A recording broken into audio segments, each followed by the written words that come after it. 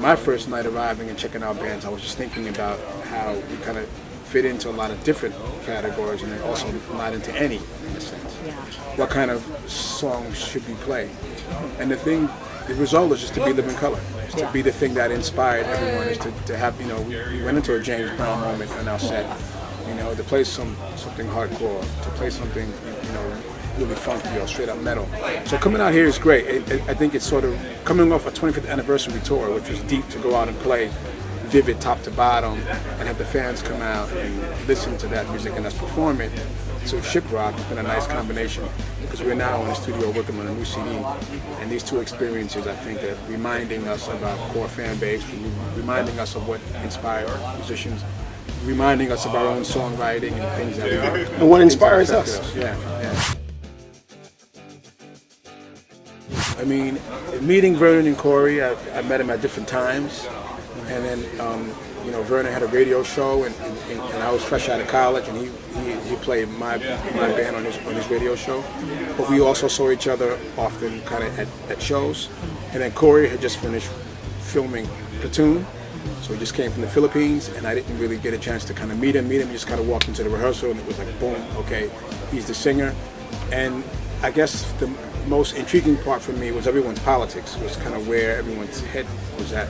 But when the rock thing came up, it was interesting to sit down and have that readdress our interest in a form of rock.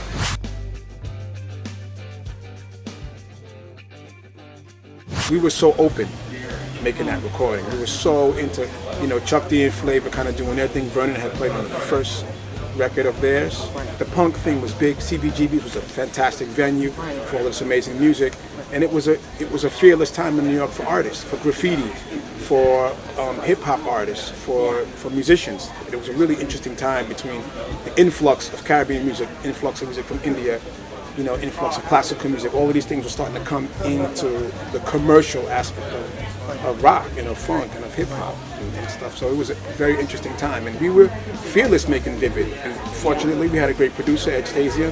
Ed was very fearless, and Vernon was really on about pushing technology, of really having the samples and really having these things be performed live. So it was a very creative time, a fearless time of us going out and playing and touring and being who we were.